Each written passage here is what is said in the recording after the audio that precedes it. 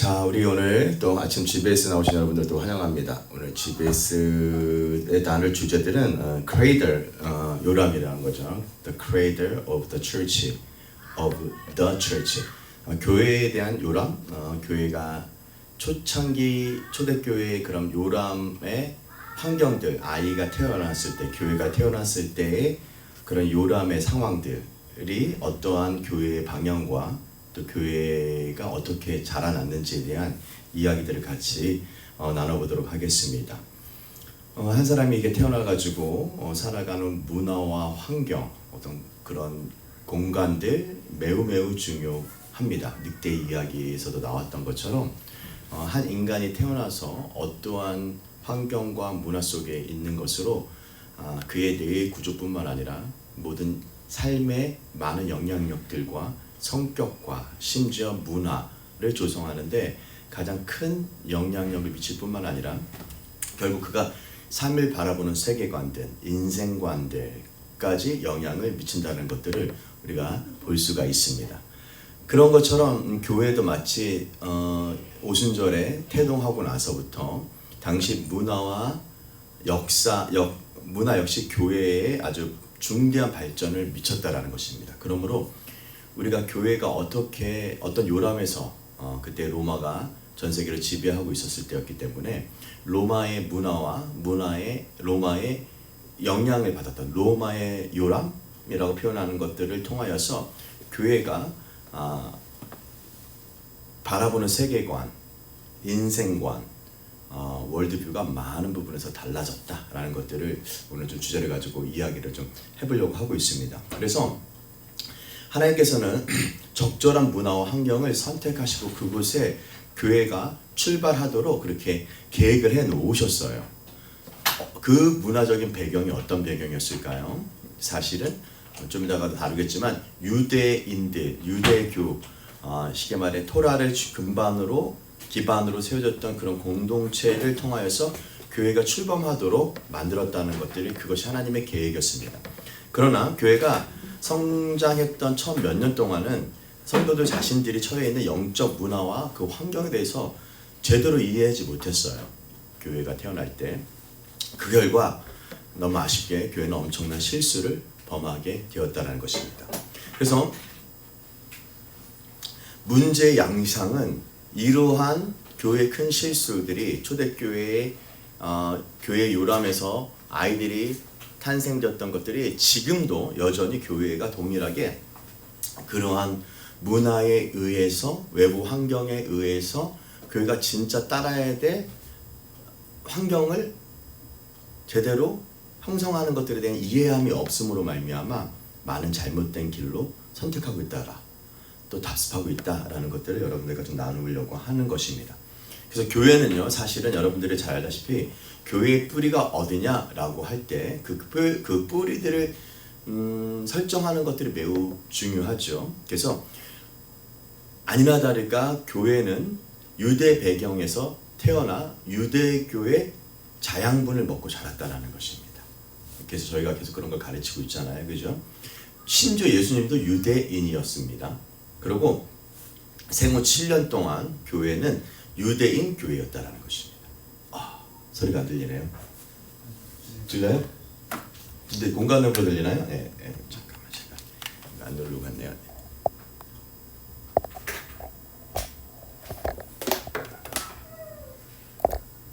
자, 그냥 해서 가는데 또 하는 게 수험하는 게 또 고장 나가지고 자, 그냥 알겠습니다.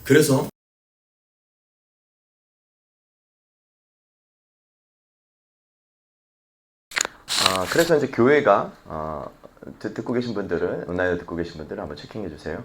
자, 그렇기 때문에 교회가 어떠한 태도로 이렇게 소리 나요? 예. 처음 소리는 잘 들렸나요? 처음 소리가 되게 인트로가 되게 중요한데 처음 소리 무슨 내용인지 녹음됐나요? 다시 한번 하겠습니다. 그러면 철치의 요람, 네, 철치 들렸답니다. 네. 그렇기 때문에 이제 이스라엘이라고 하는 또 유대교의 자양분을 먹고 자랐고 예수님도 심지어 유대인이었습니다. 그렇기 때문에 초창기 7년 동안은요 교회는요 유대인 교회였습니다. 사도들 역시 유대인이었죠. 최초의 성도들은 유대교의 풍습을 그대로 쫓았습니다. 예를 들면 뭐가 있을까요? 샤밧 그대로 했었고요. 그죠? 회당에 나가는 일 그대로 했었고요. 예수님도 회당에 나가셨죠. 심지어는 오순절 때, 오순절 사도행전 1장 2장 사건을 보면 오순절 때 오순절 사건도 사실은 샤보트라고 하는 오순절을 지키러 간 거죠. 17개국이 되는 전 나라에서 이 하나님의 말씀에 따라 구약의 토라의 말씀에 따라 그렇게 갔다라는 것입니다. 그렇기 때문에 그대로 유대인들의 풍습들을 그대로 쫓았다라는 것입니다. 그래서 당시 기록들을 살펴보면 유대인들의 눈에는 교회는요, 유대교의 아류, 이렇게 종파 정도로 비춰졌어요. 유대교에서 뭐 또 하나의 어떤 분파 정도, 아류 정도로 기독교가 비춰졌다라는 것입니다. 자, 여기서 중요한 포인트가 있어요. 그래서 실제로 교회가 태동되고 20년 동안 사도들, 예수님의 제자조차도 교회가 이전에 전혀 새로운 신앙 공동체라고 생각하지 않았어요. 유대교회에서 그대로 같이 예수님을 영접한 사람들의 공동체. 그래서 유대인은 한 공동체라고 봤지 완전히 세퍼레이트 돼가지고 너희는 다른 종파다라고 생각하지 않았다는 겁니다. 지금은 그냥 기독교, 유대교가 이렇게 분리된 느낌이죠. 원래 그렇지 않았다는 거예요. 한 뿌리에서 약간 너희들 아류 정도다? 이 정도의 분위기였는데 이것이 왜 엄청난 주제를 갖고 있느냐에 대해서 여러분들과 좀 나누려고 하는 거예요. 뭐 너무 신학적으로 어려운 주제일 수도 있겠지만 어떻게 보면 이건 교회론에 관한 거죠. 철치에 대한 하나님의 목적. 우리가 이제 10가지의 목적을 가지고 우리가 이제 이런 사역 MTS 같은 것들을 하는데 그 중에 마지막에 이스라엘을 향한 하나님의 목적과 교회에 대한 하나님의 목적을 좀 다루고 있어요. 왜냐하면 이스라엘에 대한 하나님의 목적을 우리가 진짜 알려면 교회에 대한 하나님의 목적을 알아야 되는데 교회에 대한 하나님의 목적이 지금 많이 어그러져 있다라는 거예요. 교회가 교회의 기능들과 교회가 어떤 요람에서 태어나서 어떻게 세계관과 인생관을 월드뷰를 볼 수 있는 눈들이 조금 흐트러졌다. 이것들을 바로 잡지 않는다면은 우리가 교회가 계속 이상하게 갈 수밖에 없다. 이 주제를 여러분들과 나누려고 하는 것들입니다. 그래서 이스라엘이라는 국가의 또 다른 모습으로 교회를 보았지 전혀 다른 지금 기독교 국가 하면 어떻게 생각합니까? 영국, 미국, 유럽 그리고 대한민국 이 정도로 생각하죠. 기독교 국가를 주도하는 것이. 근데 사실은 그렇지 않다라는 것입니다. 초대교회. 그래서 아브라함으로 시작해서 이스라엘의 연장선에 교회가 놓여있다라는 생각을 갖는 생각과 그렇지 않고 그거를 분리하는 생각과 아주 깊은 문제가 태동됩니다. 그러니까 뿌리에 관한 문제예요. 뿌리를 어떻게 설정하느냐에 따라서 전혀 인생이 좀 달라지죠. 여러분들이 잘 알다시피 이제 뿌리를 못 찾는 이야기, 뿌리를 찾는 이야기들을 많이 하잖아요. 뿌리를 못 찾아가지고 우리가 입양 갔던 아이들이 뿌리를 찾으러 오잖아요. 왜 그렇게 뿌리를 찾으러 올까요? 뿌리를 잘못 찾으면은 뿌리에 대한 갈망은 인간의 본연의 모습 가운데 하나님께서 심어 놓으신 일이기 때문에 이 부분들에 대해서는 누구나 다 갈망이 있다는 것입니다. 그럼 교회는 어디서 태어났냐? 그 뿌리가 어디라고요? 유대교. 예수님도 유대인이었고 유대교에 뿌리가 있어요. 근데 우리는 유대교는 어떻게 보고 있어요? 배척하고 있죠. 리젝트하고 너희들이 예수님을 죽였다. 그래서 패션 오브 크라이스트를 보면 유대인들이 난리 났죠. 유대인들이 결국은 예수를 죽였다라고 하는 그런 강력한 메시지가 그 안에 숨겨져 있잖아요. 그렇기 때문에 유대인들이 반발하기도 했었죠. 그래서 이스라엘은 기독교라는 씨앗을 잉태하고 이스라엘이라는 그런 여자, 자궁이 누구를 잉태해요? 기독교라고 하는 예수 그리스도를 만나 그 씨앗을 잉태하고 출산했던 어머니가 누구냐면 이스라엘이에요. 그런 관점으로 이해되시죠? 근데 그 어머니를 우리는 어떻게 했어요? 네가 아들 죽였다. 네가 예수 죽였다. 이런 쪽으로 기독교가 바라보는 관점이 있다는 것입니다. 그래서 하나님께서 아브라함을 택하시고 그분을 위해 이스라엘이라는 민족을 세우셨던 이유가 바로 여기 있어요. 아브라함을 택하시고 교회 그 이스라엘을 세우시고 그 민족을 세우신 이 목적은 그 아들 예수 그리스도를 태어나고 그 이름으로 말미암아 지금으로 개신교라고 하는 이 개신교는 뭐 천주교에서 만들어낸 얘기예요. 원래는 구교, 신교 사실 다 초창기 예수 그리스도를 따르는 제자들에 의해서 만들어졌던 유대교에서 나온 태어난 건데 이 분리시키는 관점으로 갖게 됨으로 말미암아 아주 큰 문제가 있었다는 것입니다. 그래서 하나님은 그 불가사의한 민족과 결혼하셨다는 거예요. 어떤 민족? 예, 이스라엘이라고 하는 그 이스라엘과 결혼해가지고 아들을 낳았다지. 그래서 그에서 한 아들을 낳으셨는데 그것이 구약 성경 전반에 스며 있는 하나님의 러브 스토리입니다. 하나님이 이 아들을 낳기 위해서, 이 아들 예수 그리스도를 통해서 아들을 낳기 위해서 이 일을 했다는 겁니다. 하지만 이 어머니는 자기 아들에게 적대적인 태도를 보였다는 거예요. 패션 오브 크라이스트에서 나와 있던 것처럼. 그렇다 하더라도 유대인들이 예수님을 죽였다고 붕괴하며 그들, 그러니까 유대주의자들을 포함하지 않대진, 그러니까 예수님을 죽였다고 붕괴한 게 패션 오브 크라이스트의 어떤 메시지였잖아요. 그렇죠? 향해 과도한 분노를 바라는 것은 교회의 궁극적인 발전에 큰 해를 입었다. 이게 포인트예요.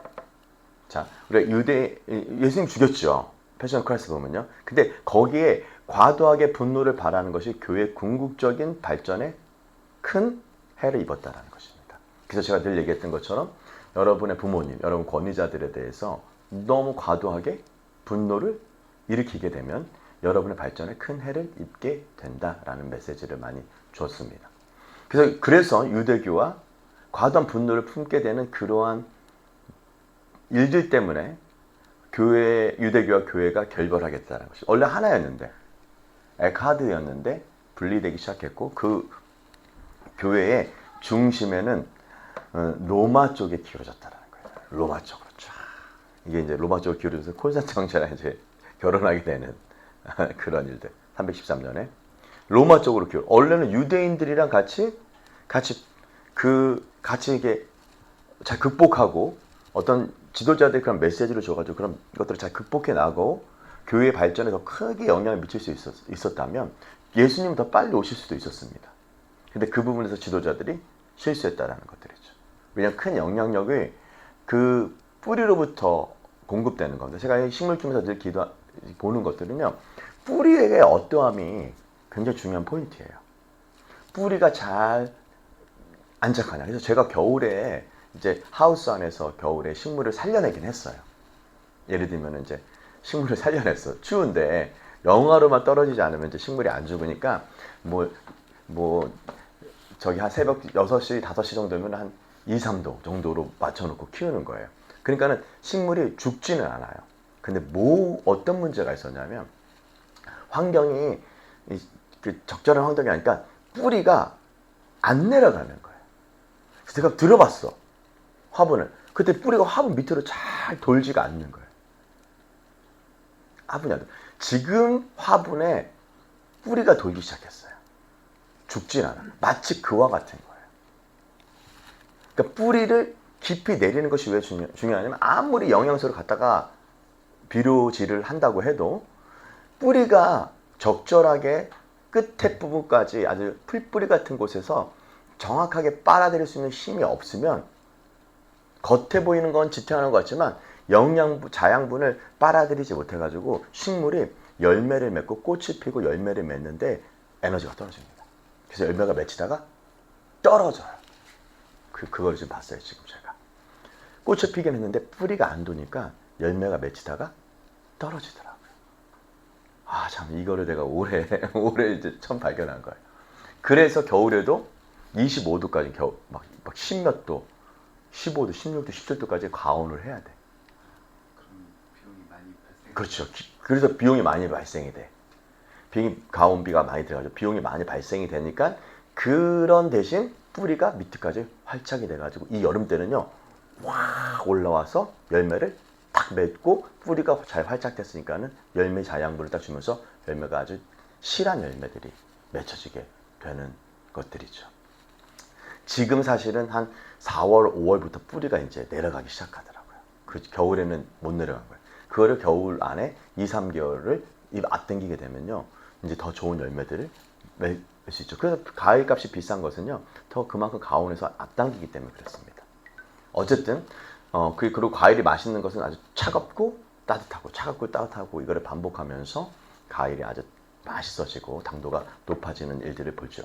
그것처럼 교회가 유대교회의 뿌리를 두어야 할 타임에 어디에 두기 시작하면 로마 쪽에 기울어졌습니다. 그런데 여전히 교회 기초는 로마가 아니라 어디예요? 예루살렘입니다. 예루살렘이 로마의 교회의 기초라는 것입니다. 자, 이 실수를 여러분들이 안다면 여러분들도 어떻게 뿌리에 대한 얘기를 좀 생각해 볼 만하죠. 그래서 하나님께서 내 부모를 공경하라. 그럼 내가 땅에서 잘 되고 장수하리라 라고 한 이유는 그 뿌리에 대한 부분들에서 어떻게 잘 찾아가서 그 부분에서 하냐에 따라서 전혀 다른 열매를 가져올 수 있다라는 것입니다. 그래서 기독교로 회심한 사람들은 유대교와 자신들 사이에 커다란 차이를 있음을 깨닫기 시작한 것은 교회가 태동한 후 20년이 지났을 때 무렵부터였어요. 그러니까 다시요. 기독교를 회심한 사람들이 유대교와 자신들 사이에 차이가 있다는 걸 느껴졌다는 거예요. 그래서 교회에 태동한 20년 후에 이런 일이 있었는데, 이러한 현상이 발생했던 주된 원인은 사도 바울이 이끌었던 새로운 부류들의 사도들이에요. 그러니까 유대인의 사도들은 12사도가 다예요.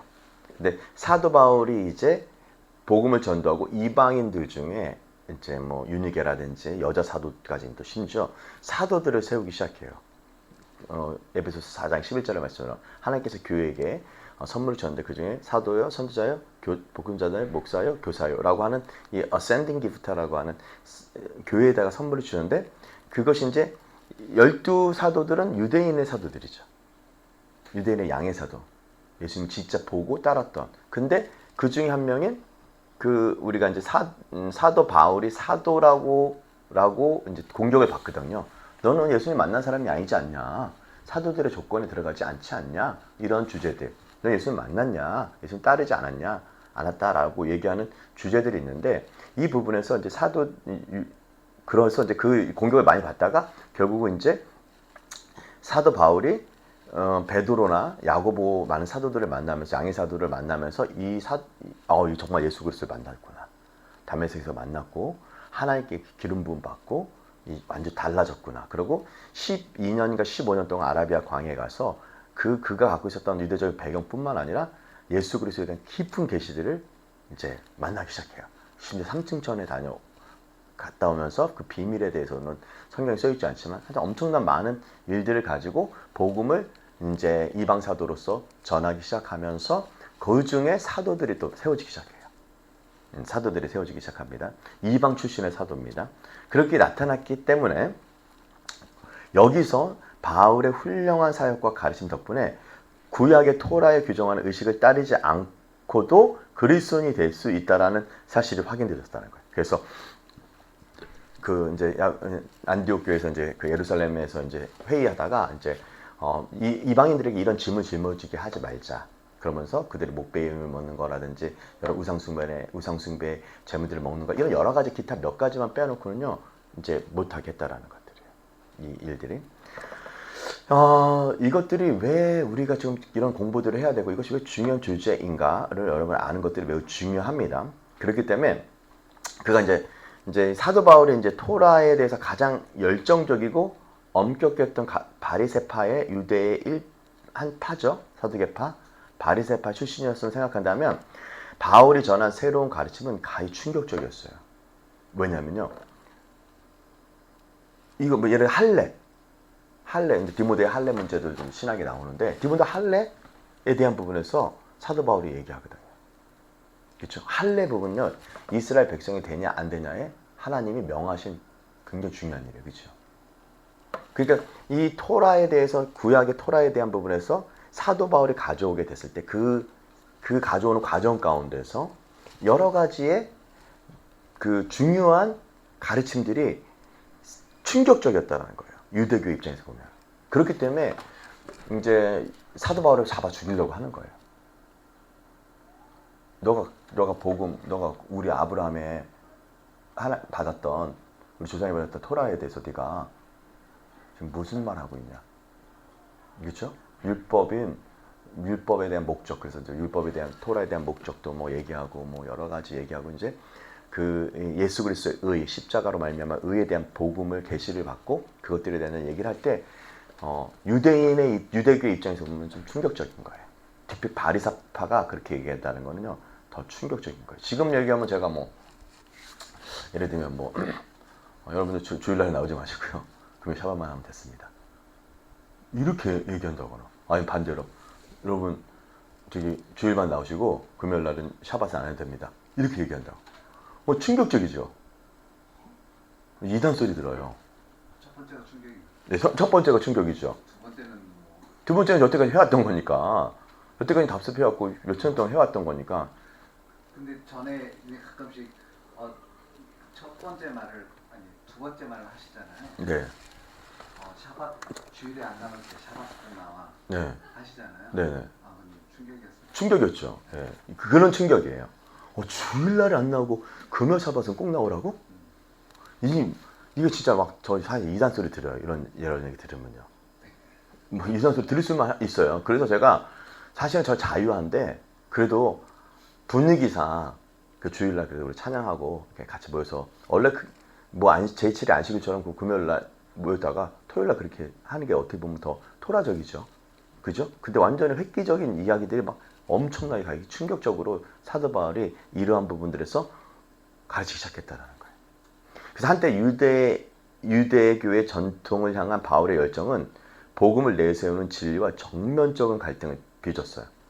그렇죠. 예수 그리스도께서 안식일날 사람이 일으켰다고 난리 났잖아요. 안식일이 누구를 위한 것이냐, 사람을 위한 것이 아니냐. 이렇게 얘기하면서 엄청 갈등이 있었잖아요. 그렇죠? 그렇게 갈등을 정면적으로 복음에 대한 메시지를 전하는 것과 유대교가 갖고 있는 토라에 대한 부분에 정면적인 갈등이 있었다는 것입니다. 이러한 이유로 바울은 그 어떤 유대인들보다 훨씬 더 깊게 유대교의 전통을 연구하기 시작했다는 것입니다. 그의 회심 사건은 육체의 시력에 일침을 받아 앞에 보이지 않는 상황들이 연출되었어요. 눈이 안 보이는 거예요. 그죠? 육체의 시력을 잃은 후에 바울은 성령을 통해서 진리를 볼 수 있었습니다. 그러니까 진짜 바울이 이 토라를 보고 토라를 눈으로 보는 이 문자적인 토라 뭐 이렇게 하거든요. 문자적인 토라, 오랄 토라, 뭐 영의 토라 이런 얘기들이 있긴 하지만 어쨌든 문자적인 토라를 보기 시작했을 때 성령님을 통하여서 이가 이 토라를 다른 눈으로 볼 수 있는 그러니까 율법에 대한 토라에 대한 진정한 것들을 영적으로 볼 수 있는 영적인 눈을 통해서 볼 수 있는 것. 그냥 소울이 아니라 그냥 육신적인 것이 아니라. 그러니까는 순서가 영으로부터 해서 혼울과 육신으로 가는 게 하나님의 역사거든요. 영이신 하나님이 이런 계획을 갖고 있어서 만드셔가지고 사람을 흙으로 빚었죠. 이게 순서거든요. 근데 사람들은 보통 이것들을 거꾸로 간다거나 아니면 이 부분에서 많이 망가지기 시작해요. 혼적인 부분들 영적인 것을 해석하려고 한다거나 아니면 혼적인 부분들로 육적인 것들만 살면서 영을 거부한다거나 이런 여러 가지 일들이 사람들이 주로 하는 영역이죠. 그렇기 때문에 하나님께서 사도 바울은 영을 몰라요. 영은 문자적인 토라를 잘 갖고 있지만 오랄 토라라든지 영의 토라까지 접근할 수가 없는 거예요.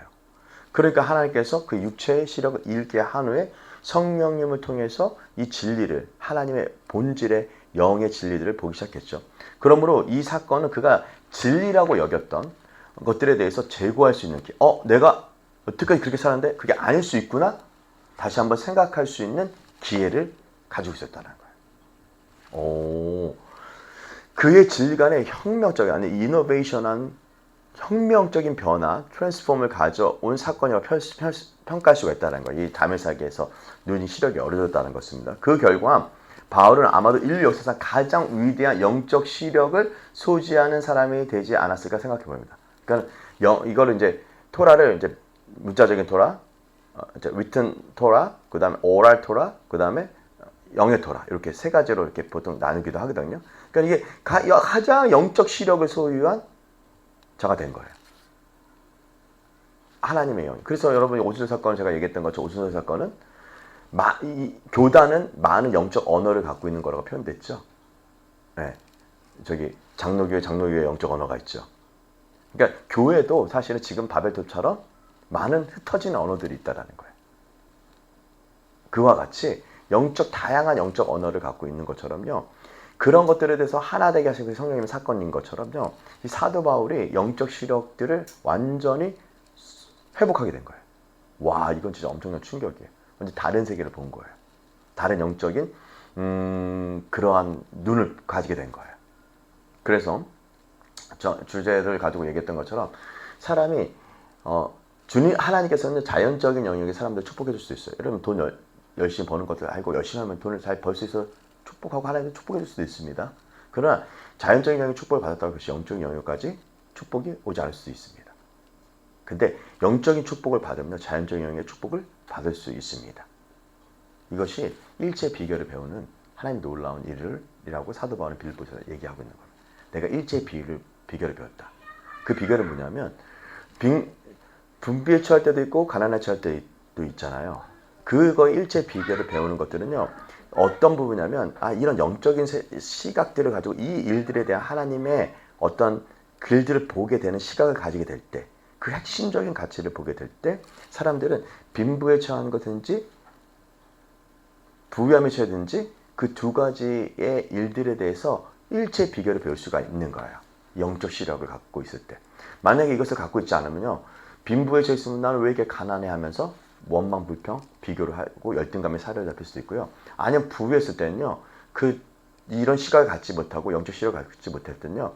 자족하는 법을 못 배우고 계속 욕심을 부려요. 계속 욕심 부려요. 봐보세요. 이렇게 돈이 많아지면 이렇게 적당히 먹고 살고 있으면 되는데 뭐예요? 사람들은 어떻게 해요? 이 영적 시력을 갖고 있지 못하면요. 계속해서 더 많이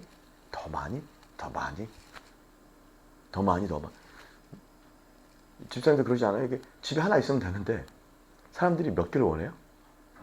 더 많이. 왜요? 그냥 욕심이야. 욕심이 인텐트 죄를 하고 제가 장상한 즉 사망이 났잖아요. 그 하나님의 명확한 말씀인데 사람들은 보통 자기가 갖고 있는 것들에 대해서 만족할 수가 없어요. 그러니까 뭐 여러 가지 막 부작용이 많아요. 그죠? 부작용이 많고 사람들이 막 싸우고 그것으로 그죠? 내가 이 정도 먹을 거 있으면 되는데 주님께서 항상 저한테 물어보는 게 너는 부족한 게 뭐냐? 라고 물어보셔요. 저거 더 욕심을 부리려고 하면 진짜 한 대 맞은 것 같았어요.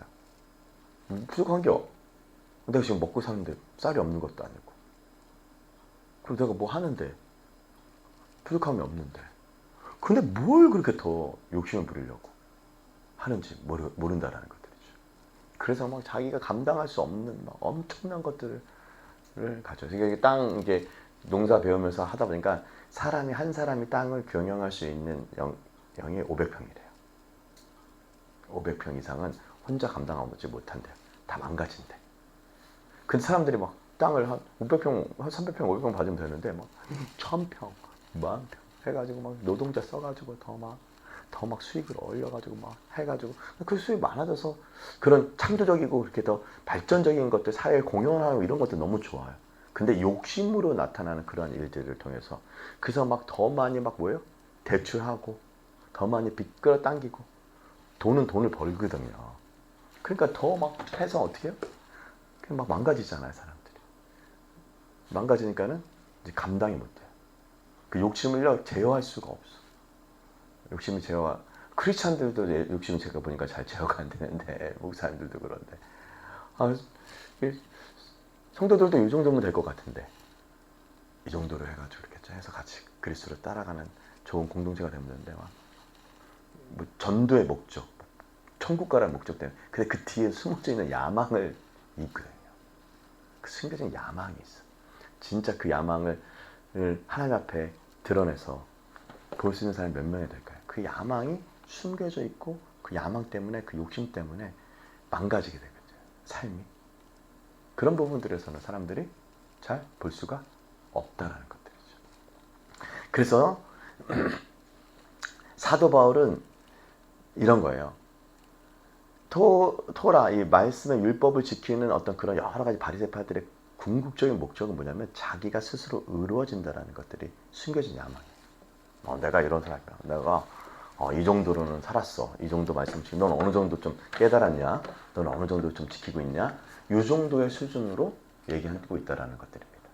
근데 그것이 자기의, 그래서 그것이 십자가의 원수가 되는 일들을 갖게 되고 그 자기의는요, 눈을 어둡게 만들어요. 자기를 보지 못하게 하는 일들을 봅니다. 그래서 예수님께서 이것들을 벗겨내시는 작업을 하게 됐습니다. 그래서 엄하고 아주 강직했던 유대교의 강신자가 은혜의 사도가 되었다는 거예요. 와, 이게 내가 하는 게 아니구나. 나의 나된 것은 오직 그리스도의 은혜로다 라고 했던 그런 고백을 할 수밖에 없었다는 것입니다. 구약의 옛 언약의 지독한 소유자였던 그가 그 어떤 사람보다 훨씬 더 확고한 신학으로 새 교리를 정립합니다. 이것이 신약입니다. 예수님이 그 중간에 딱 껴있고요. 그 다음에 사도 바울을 통해서 그래서 신약 성경의 3분의 1을 쓴 것이 사도 바울이잖아요. 신약 성경의 3분의 2가 그러니까는 예수님이 그 유대교의 딱 중심에 태어나게 하셨고요. 아들이고 거기에서 이 정립했던 기독교를 정립했던 것이 바로 사도 바울이었습니다. 그런데 그러므로 하나님의 구원의 능력을 쟁취했던 수많은 트로피 중에 언제나 바울이라고 하는 트로피가 돋보인 것은 분명합니다. 왜요? 구원의 능력을 쟁취했던 수많은 트로피들이 있어요. 그것이 바로 사도 바울이 이 바울이라고 하는 트로피가 바로 그렇다는 것입니다. 앞을 못 보게 된 지 3일 만에 바울은 육체의 시력을 회복합니다. 그죠? 하지만 그가 성령 안에서 더욱 명확하게 볼 수 있을 때까지 더 많은 시간이 걸렸습니다. 눈이 가려졌죠? 3일 만에 이제 아나니아가 안수해서 눈을 뜨게 됩니다. 그렇게 됐지만 이 사도 바울이 성령 안에서 더 명확하게 하나님의 말씀들을 볼 수 있을 때까지 많은 시간이 걸렸는데 갈라디아서를 집필했을 때 그가 광야에 14년 동안 하나님과 시간을 가지며 독대하고 난 후에 바울이 갈라디아서를 썼어요. 신약 성경에 처음 쓴 성경이 어디예요? 마태복음이 아닙니다. 갈라디아서입니다. 갈라디아서가 신약 성경이 가장 먼저 쓰여진 서신이에요. 그러니까 사도 바울이 14년 동안 아라비아 광야에 가가지고 하나님과 깊은 교제를 나누면서 깨달은 진리들 있죠. 이것들을 독대하고 나서 이 갈라디아서를 집필했습니다. 그 긴 시간 동안 바울은 자신이 알고 있었던 모든 것을 전혀 새로운 패러다임, 새로운 관점으로 바라보는 시간들을 가졌다는 것입니다. 예를 들면 자기가 예전에는 절기에 관한 것이라든지 샤밧에 관한 것이라든지 하나님의 토라에 대한 관점들을 어떻게 가졌어요? 와, 진짜 완전 지독하게 수요하고 안식일날 4kg 7kg 막 이렇게까지 지키면서 엄청난 일을 했었던 이 사도 바울이 이러한 시간들을 가졌던 것은 매우 중요한 일이죠. 근데 이가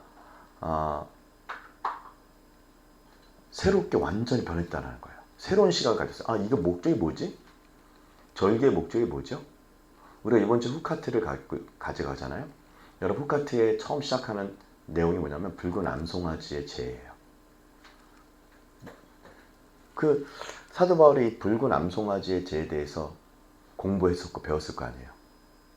근데 그 붉은 암송아지의 제가 우리를 정결케 한다고 하거든요. 그 물이 메인이다라고 하는 이 물이 우리를 정결케 한다고 하는데 붉은 암송아지 그래서 유대인들은요 지금도 흠 없는 붉은 암송아지를 찾아요. 그리고 성경대로 문자대로 그렇게 해가지고 그 씻겨진 물로 자기를 씻으면 정결케 된다고 믿어요. 그죠? 근데 이 붉은 암송아지라고 하는 이 붉은 암송아지가 무엇을 얘기하는지 바리새인들이 갖고 있었던 시각밖에 그는 가질 수가 없었어요. 근데 그 붉은 암송아지가 바로 사도 바울은 붉은 암송아지에 대한 후카트에 대한 이 윤례를 알고 있겠죠. 근데 이것이 바로 예수 그리스도다. 붉은 암송아지. 파라 아두마라고 하는 이 붉은 암송아지가 바로 예수 그리스도다. 그분이 십자가에서 흠없고 티 없으신 분이 죄가 되어서 그 십자가에서 물과 피를 쏟으신 예수님의 그 피로 말미암아 그 물로 말미암아 정결케 되는 예수 그리스도의 보혈로 정결케 되는 주의 보혈 능력이 있도다. 주의 피 믿음이 완전히 새로운 피조물로 만들 수 있는 엄청난 신비의 초자연적인 이 일들, 이 초자연적인 영역으로는 시각으로밖에 이해할 수 없는 이 시각을 사도 바울이 이제 갖고 있거든요. 이걸 회복한 거예요. 너무 놀랍지 않아요? 그렇죠? 와, 할렐루야. 그래서 이 사도 바울이 전혀 다른 관점으로 이렇게 보기 시작했고, 이런 과정을 통해서 사도 바울이 율법, 토라와 선지서, 구약의 이걸 칭하는데 이제 토라와 선지서, 모세오경과 선지서의 기반 위에 정립된 그리스도의 복음을 훨씬 더 확고하게 이해할 수 있었어요. 아까 파라 아두마 얘기했던 것처럼 붉은 암송아지, 죄에 대한 이야기들을 정결케 하는 법에 대해서 이전에 바리새인들이 갖고 있지 못한 새로운 시각들을 가졌어요. 여러분들 제가 알려주기 전에는 이 파라 아두마에 대한 생각을 해보셨어요? 전혀 몰랐죠? 네. 왜냐하면 솔로몬도 이것을 이해하기가 어렵다고 얘기할 정도였으니까. 그 지혜에 충만한 이 파라 아두마가 누구야? 그런데 이것들에 대해서 완전히 토라와 모세오경과 선지서를 정립된 그리스도의 복음, 그거를 그리스도와 연결시키는 완전 확고하게 이해할 수 있는 새로운 길들을 이 사도 바울이 이 성령님의 그런 영의 열림으로 말미암아 이런 일이 됐었다라는 것입니다. 또한 그는 이스라엘의 종교 지도자들이 예수님에게서 태어난 시점을 착각하여서 메시아의 탄생을 방문하지 못했던 사건. 그러니까 이스라엘의 종교 지도자들이 예수님의 태어난 시점에 대해서 착각했다라는 거예요. 그래서 메시아 탄생에서 방문하지 못했던 사건들 있죠. 그 누가 많았어요? 동방이? 세 사람만 왔다고. 여기 그때 종교 지도자들은 메시아를 그렇게 기다렸는데 그 자리에 못 갔잖아요. 그죠? 이 사건에 대해서 메시아를 거부한 사건. 그죠? 이것이 예수님이 전한 진리를 철저하게 반대했던 사건들을 보면서 그들이 구약 성경을 잘못 이해했기 때문에 이 모든 문제가 발생할 점도 깨닫다는 거예요. 그래서 여러분, 메시아인 예수 그리스도가 탄생에 대해서 그 예수님의 그 탄생된 요람 가운데 가야서 종교 지도자들이 그거를 못 봤다라는 거예요. 그죠? 구약 성경을 잘못 이해했어요. 그래서 모든 물성이 여기서 발생되었다는 것입니다. 그래서 결국 14년 동안 바울이 하나님의 은혜를 전적으로 의지하게 됐던 기초가 되었다는 거예요. 이게 은혜구나. 하나님의 은혜구나. 하나님의 은혜를 체험한 후에 그는 과거의 자신과 같은 어둠의 덫에 헤매고 있는 유대인들의 형제를 이해하고 긍휼히 여기게 됐다는 거예요. 여러분들 어떠세요? 여러분들 혹시 그러신가요? 여러분들도 뭐 이제 뭐도 모르고 이제 교회 왔죠. 교회 오고 교회를 열심히 막 따랐어요, 그렇죠? 교회에서 하는 일을 따르고 했는데 어느 날에 보니까 이런 비슷한 사건들이 있나요?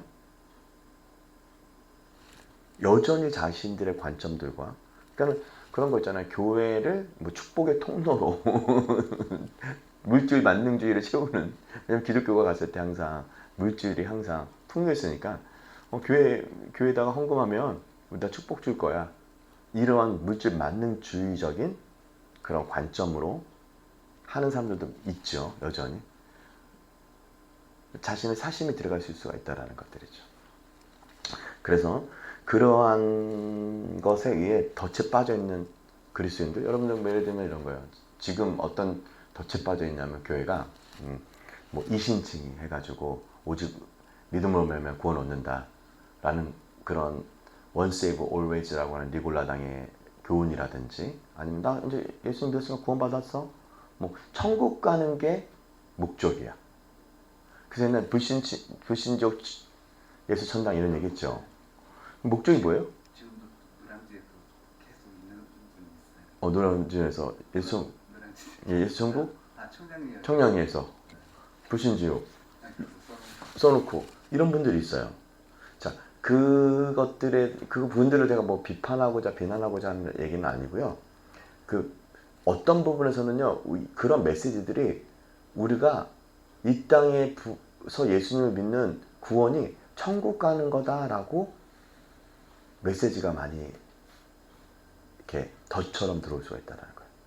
그거를 리굴라당의 교훈이라는데 Once Save Always라고 하는 모토를 가지고 했죠. 무슨 뜻이냐면 그래서 요한계시록에서도 교회가 니골라당의 교훈을 따르는 사람들에 대해서 얘기를 했어요. 그것이 뭐냐면 한번 구원 받았으니까 나의 구원은 영원할 것이다 라고 얘기하는 거예요. 구원파. 그죠? 니골라당의 구원의 아주 하이라이트죠. 그리고 또 라키라고 하죠. 하이라이트. 아주 꼭대기에 올라가 있어.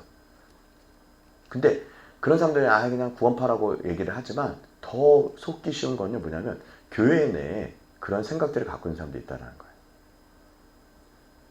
어떤 거냐면요, 너 하나님이 너를 구원했으면요 하나님께서 너를 끝까지 너를 천국 데리고 가실 거야.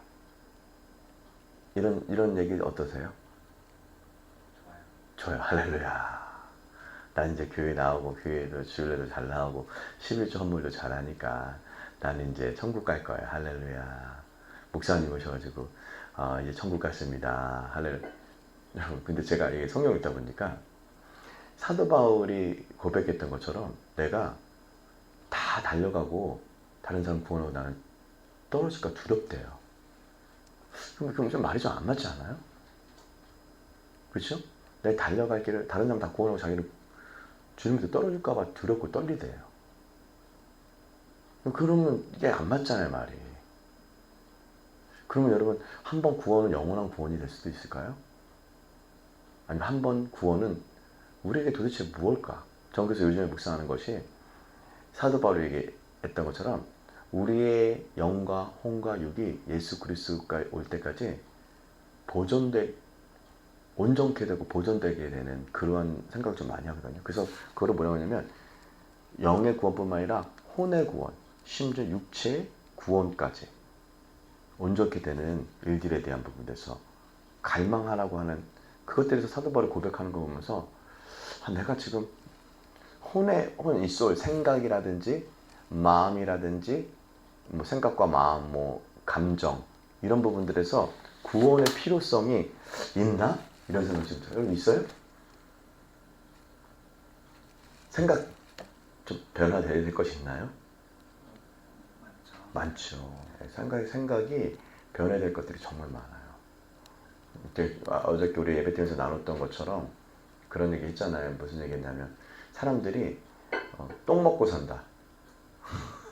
뭐 먹고 어디서? 침상에서 새 노래 부르지 못하고 침상에서 똥 먹고 산다. 우리가 뭘 먹고 살아야 돼요? 원래 기억을 먹고 살아야 되는데 원래 내가 창조되고 하나님께서 우리에게 주신 이 기억, 자카르라고 하는 기억을 먹고 살아야 되는데 진짜 그것을 기억해야 되는데 우리는 보통 우리의 삶의 경험에 의해서 만들어졌던 우리들의 감정들, 생각들, 의지들, 이 혼의 영역에서 전혀 다른 음식을 먹고 산다. 똥이다. 똥 먹고 산다. 라고 제가 이렇게 표현드렸잖아요. 그렇지만요, 우리는 그 똥 먹고 사는 데서 정상적인 음식을 먹을 수 있을 정도로 우리는 생각해야 돼요. 그죠? 우리가 애들한테도 가르치지만 야, 땅바닥에 떨어진 거 먹지 마라 이렇게 얘기하잖아요. 예수님께서도 상에서 떨어진 것을 개에게 주라고 얘기하죠. 사람들은 기본적으로 거룩하고 청결하고 정결한 걸 먹어야 되는데 우리가 똥 먹는다고 생각하면 상상도 못할 일이죠. 우리 육신이. 근데 우리의 마음과 생각과 혼의 영역에서는요, 똥 엄청 먹고 살아. 그죠? 똥 먹고 살아. 그래서 좋은 맛집은 많이 찾아다닐 수 있지만 좋은 혼의 맛집은 찾아다니지 않죠. 좋은 생각들, 하나님의 원래 생각해야 될 생각들, 이런 생각들을 찾아다닌다라는 건요, 너무너무 갈망이 있어요. 맛집 찾아다니듯이 좋은 영적인 음식을 먹으러 찾아다녀야 된다는 것들이죠. 그래서 사도 바울이 이렇게 어둠에 덫에 빠져 있는, 헤매고 있는 유대인들에 대한 아주 긍휼한 마음이 이렇게 표현됩니다. 내가 내 형제를 구원을 얻어도 나는 저주를 받아도 내 형제가 구원받았으면 좋겠다 할 정도의 엄청난 긍휼함이 여기에 있게 됩니다. 전 지금도 우리들의 세대 가운데 그러한 일들이 좀 있어야 되지 않을까 싶어요. 그렇지 않으면 진짜 구원파 같은 사람들이 나와서 헤매고 있는 기독교에 있는 무지한 백성들, 어리석은 사람들을요 그렇게 낚아채는 거예요. 또 하나의 극단은 하나님의 교회처럼요 구약의 율법들 있죠. 율법들에 대한, 토라에 대한, 그래서 절기 많이 얘기하잖아요. 그 절기를 가지고 후킹해가지고 그 사람들 잡아먹는 그런 일들이 엄청 많은 이유는요, 사람들은 아는 거야. 뭘 아는 거예요? 아, 내가 지금 어둠에 헤매고 있구나, 어둠에 덫에 빠져 있구나 라는 것들, 뭔가 좀 잘못되고 있다는 것을 인지하고 있다는 거예요. 교회 내에 있는 사람들이. 이건 아닌데 그것을 잃어버린 것들이 초대교회, 교회의 요람에서, 베리시티에서 어떻게 황동수에서 잘못 자라게 됐는지 이것들에 대해서 인지를 해야 됩니다. 그래서 사도 바울이 계속 얘기했던 것은 예수 그리스도의 복음과 그분의 은혜와 그분이 이 하나님의 토라에 완성했던 율법과 선지서를 완성했던 바이 바로 그가 바로 예수 그리스도다. 그가 바로 메시아다라고 사도 바울이 계속 얘기하는데, 우리는 그 라인을 끊어버리고 이제 은혜로만 말미암아 구원받았다라는 것들만 가져오면서부터 중요한 이 메시지를 단절시켜 버렸다는 거예요. 그 연결을 끊어버렸다는 것입니다. 거기에서 교회가 죽지는 않았지만 엄청난 많은 부분들에서 딜레이가 되었다. 그것이 바로 사실 사단의 일이었다는 거예요. 그래서 바울의 영적인 눈이 열리게 된 이 과정을 아주 천천히 진행되었던 것처럼 한때 유대교의 아류, 이단의 종파로 여겼던 교회가 새로운 피조물로 변화되는 과정 역시 오랜 시간을 두고 일어난 점차적인 변화였다는 것입니다. 하지만 유대교의 뿌리라고 하는 이 유대교의 뿌리, 제가 많이 강조했죠. 우리 교회에서 유대교의 뿌리로부터 완전히 결별하는 것은 전혀 의도한 바가 아니었습니다. 근데 지금 많이 이렇게 유대교회와 완전히 너희들은 저거 막 이스라엘에서 반유대주의자거나 한 유대교를 완전히 결별하게 되는 것은요, 하나님이 의도했던 것은 전혀 아니에요. 그렇게 돼서도 안 돼. 그래서 바울이 로마의 이방인 교회에게 보내는 서신, 로마서의 그게요. 바울이 로마 이방인 교회에 보내는 서신에서 전체 성경 중에 새 언약의 신학을 가장 명확하게 설명하고 있는 뛰어난 해설서인데, 그것이 바로 뭐냐면 뉴 커버넌트라고 하는 새로운 언약. 이 서신에서 바울이 설명해 놓은 이스라엘의 지위, 그러니까 이스라엘을 향하는 목적에서 이스라엘의 지위는 새 언약의 신약의 중심을 이루고 있다는 거예요. 자, 이스라엘의 지위. 그래서 이제 로마서 보면요, 이제 이스라엘 백성이 누구냐? 그들이 하나님의 말씀을 받은 자요. 이렇게 어떤 지위, 영광을 참여한 자요. 이들의 지위들을 얘기할 때 아주 새 언약의 중심을 두고 있다는 걸 아셔야 돼요. 이스라엘의 구원과 이스라엘이 회복해야 되는 것들과 이스라엘이 어떤 지위를 회복해야 되는, 마치 그 어머니 이게 그래서 하나님께서 뭐 어머니 하나님 이런 얘기 듣지만 그 어머니 같은 아들을 낳은, 예수 그리스도를 낳은 어머니 같은 이스라엘에 대한 지위 있잖아요. 근데 우리는 그 지위를 완전 없애버렸거든요. 그러니까 어머니를 없애버렸어. 근데 그 아들을 낳은 그 어머니에 대한 이야기들에 대해서 우리가 어떻게 가져야 되는지 새 언약에서 중심 메시지. 누가 회복하는 게? 이스라엘이 회복하는 게. 이스라엘이 이렇게 넘어짐으로 말미암아 얼마나 많은 이 아들에 의해서 풍성함이 왔는데, 만약에 어머니가 그 지위를 회복한다면 어떻겠느냐, 그 풍성함이 어떻겠냐, 이렇게 메시지를 주는 로마서의 중요한 핵심 메시지라는 것들입니다. 이것이 매우 매우 중요한 주제죠. 하지만 교회는 바울의 전한 경고의 말을 버려버렸습니다. 교회가. 그러면서 이런 말씀을 해요. 어떤 말씀을 하냐면 하나님의 어미를 보라. 하나님은 엄하시고 위엄이 있고 또 하나님 긍휼이 있죠. 근데 하나님의 어미를 보라고 하나님이 원가지도 잘라버리셨는데 그리고 너희들 접붙였는데 하물며 너희들 교만하지 마라 그런 거야 교회에다가. 니네들 마치 그냥 내가 어미도 없이 그냥 니들 그냥 뭐 잘나서 잘 먹고 잘 산다고 해서 니들이 그냥 뭐 대단한 사람처럼 착각하지 마라. 하나님이 원가지도 잘라내는데 하물며 접붙임 받은 너희들을 돌감나무 같은 너희들을 어떡했냐. 그래서 교회가 이 교만의 극치가 바로 홀로코스트입니다. 교회가 누굴 죽여요? 유대인들을 죽여버리잖아요. 홀로코스트 완전히 없어져야 돼. 이 일들에 대해서 교회가 그 경고의 말을 벌였습니다. 그것이 교회의 저지른 가장 큰 실수 중 하나입니다. 물론 십자군의 이야기도 있지만 그래서 로마서 9장 9장에서 11장의 깊이 연구해 보면 좋겠지만 여기서 그것을 다 나눌 수 없습니다. 근데 한 중요한 구절에 대해서 한번 집중해 볼 건데 이것이 이것만 읽고 말겠습니다. 11장 1절에서 32절 말씀은 되게 많이 있습니다. 그래서 요것만 너무 많네. 너무 많아가지고 여기까지만 읽고 마치겠습니다. 그러므로 내가 말하노니 하나님이 자기 백성을 버렸느냐 그럴 수 없느니라. 나도 이스라엘이뇨 아브라함의 씨에서 난 자요 베냐민 지파라. 하나님이 그 미리 아신 자기의 백성을 버리지 아니하셨나니 너희가 성경에 엘리야를 가르쳐 말한 것을 알지 못하느냐. 저가 이스라엘을 하나님께 송사하되 주여 저희가 선지자를 죽였으며 주의 제단을 헐었고 나만 남았는데 내 목숨도 찾나이다 하니 저에게 대답한 것이 무엇이뇨. 내가 나를 위하여 바알에게 무릎 꿇지 아니한 사람 7천을 남겨두었다 하셨으니 그런즉 이와 같이 이제도 은혜로 택하심을 따라 남은 자가 있느니라. 만일 은혜로 된 것이면 행위로 말미암지 않으니 그러므로 그렇지 않으면 은혜가 은혜되지 못하느니라. 그런즉 어떠하겠느냐. 이스라엘을 구하는 그것을 얻지 못하고 오직 택하심을 입은 자가 얻었고 그 남은 자들은 완악하여졌느니라. 기록된 바 하나님이 오늘까지 저희에게 혼미한 심령 그리고 보지 못하는 눈과 듣지 못할 귀를 주셨다 함과 같으니라. 또 다윗이 가로되 저희 밥상이 올무와 덫과 거치는 것과 보응이 되게 하옵소서. 저희의 눈은 흐려서 보지 못하고 저희의 등은 항상 굽게 하옵소서 하였느니라. 그러므로 내가 말하노니 저희가 넘어지기까지 실족하였느냐 그럴 수 없느니라. 저희의 넘어짐으로 구원이 이방인에게 이르러 이스라엘로 시기나게 함이라. 저희의 넘어짐이 세상의 부유함이 되어 저희의 실패가 이방인의 부유함이 되거든 하물며 저희의 충만함이노.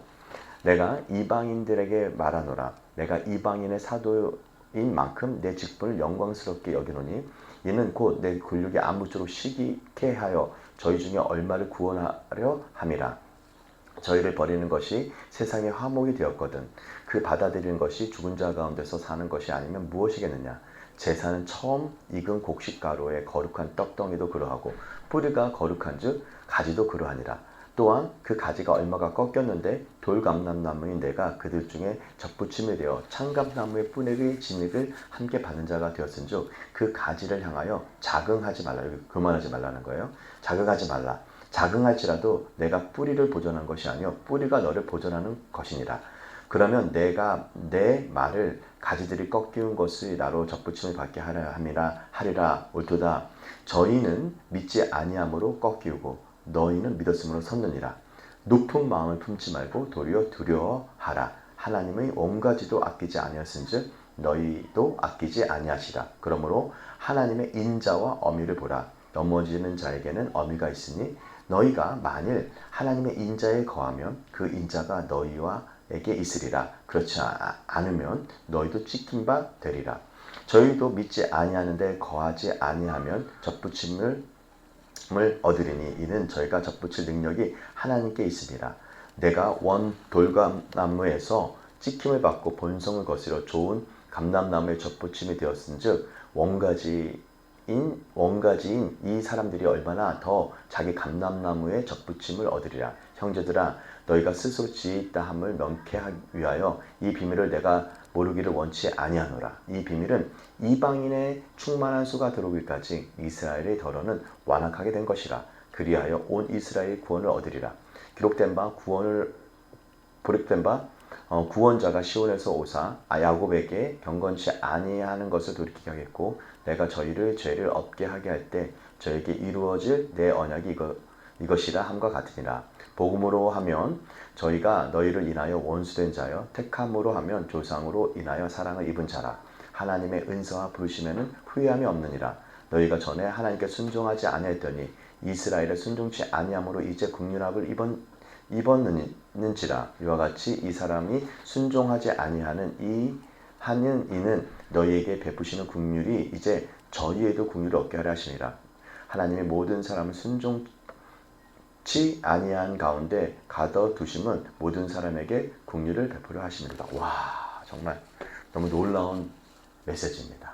이 일들에 대한 부분에서 잠깐 다뤘고 다음 주에 이 부분에 더 깊이 다루도록 하겠습니다. 여기까지 하겠습니다. 하나님 감사합니다.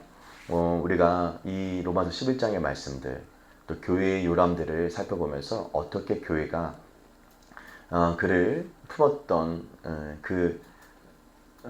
아들을 낳았던 이스라엘 어떻게 결벌했는지, 이것이 어떻게 교회에 큰 문제를 가져왔는지, 또 이것이 이스라엘 향해서 사도 바울을 통해서 어떻게 회복해야 되는지 이것을 보았습니다.